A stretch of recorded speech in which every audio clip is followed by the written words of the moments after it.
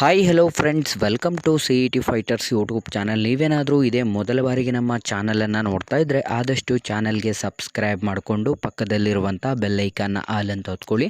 ಬನ್ನಿ ಸ್ನೇಹಿತರದೀಗ ಆದಾಯ ತೆರಿಗೆ ಇಲಾಖೆಯಲ್ಲಿ ಖಾಲಿರುವಂಥ ವಿವಿಧ ಹುದ್ದೆಗಳಿಗೆ ಅಧಿಸೂಚನೆಯನ್ನು ಹೊರಡಿಸಲಾಗಿರುತ್ತೆ. ವಿಡಿಯೋದಲ್ಲಿ ಕಂಪ್ಲೀಟಾಗಿ ನೋಟಿಫಿಕೇಷನ್ನ ಮುಖಾಂತರ ಮಾಹಿತಿಯನ್ನು ತಿಳಿಸ್ಕೊಡ್ತೀನಿ. ವಿಡಿಯೋನ ಸ್ಕಿಪ್ ಮಾಡದೆ ಕೊನೆವರೆಗೂ ನೋಡಿ.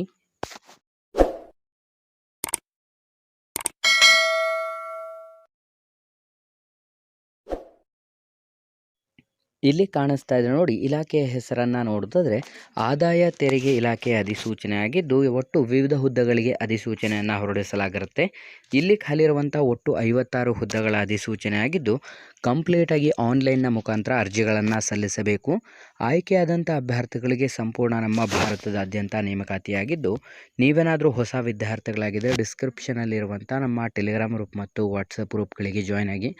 ನೀವೇನಾದರೂ ಪೊಲೀಸ್ ಇಲಾಖೆ ಹಾಗೂ ಇನ್ನಿತರ ಸ್ಪರ್ಧಾತ್ಮಕ ಪರೀಕ್ಷೆಗಳ ಎಕ್ಸಾಮ್ ಪ್ರಿಪರೇಷನ್ ಮಾಡ್ಕೋತಾ ಇದ್ದರೆ ಡಿಸ್ಕ್ರಿಪ್ಷನಲ್ಲಿರುವಂಥ ನಮ್ಮ ಪೊಲೀಸ್ ಫೈಟರ್ಸ್ ಯೂಟ್ಯೂಬ್ ಚಾನಲ್ಗೆ ಸಬ್ಸ್ಕ್ರೈಬ್ ಮಾಡ್ಕೊಳ್ಳಿ.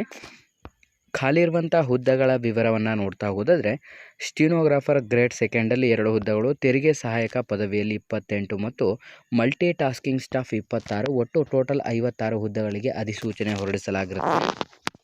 ಅರ್ಜಿಯನ್ನು ಸಲ್ಲಿಸಲು ಬೇಕಿರುವಂಥ ಶೈಕ್ಷಣಿಕ ಅರ್ಹತೆಗಳನ್ನು ನೋಡಿದ್ರೆ 10ನೇ ತರಗತಿ, 12ನೇ ತರಗತಿ ಅಥವಾ ನೀವು ಯಾವುದಾದ್ರೂ ಒಂದು ಪದವಿಯನ್ನು ಹೊಂದಿದರೆ ಅರ್ಜಿಗಳನ್ನು ಸಲ್ಲಿಸಬಹುದು.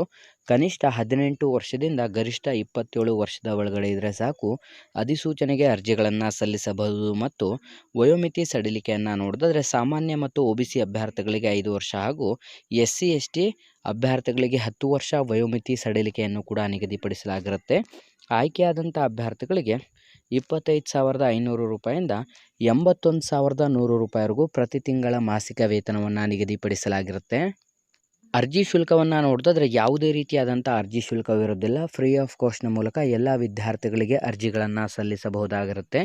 ನಿಮ್ಮ ಒಂದು ಆಯ್ಕೆ ಪ್ರಕ್ರಿಯೆಯನ್ನು ನೋಡಿದ್ರೆ ಮೊದಲನೇದಾಗಿ ಮೆರಿಟ್ ಮೇಲೆ ನಿಮಗೆ ಡಾಕ್ಯುಮೆಂಟ್ಸನ್ನು ವೆರಿಫೈ ಆದ ನಂತರ ಲಿಖಿತ ಪರೀಕ್ಷೆ, ನಂತರ ವೈದ್ಯಕೀಯ ಪರೀಕ್ಷೆ ನಡೆಸಿ ಅಧಿಸೂಚನೆಗಳಿಗೆ ಆಯ್ಕೆ ಮಾಡಿಕೊಳ್ಳಲಾಗುತ್ತದೆ.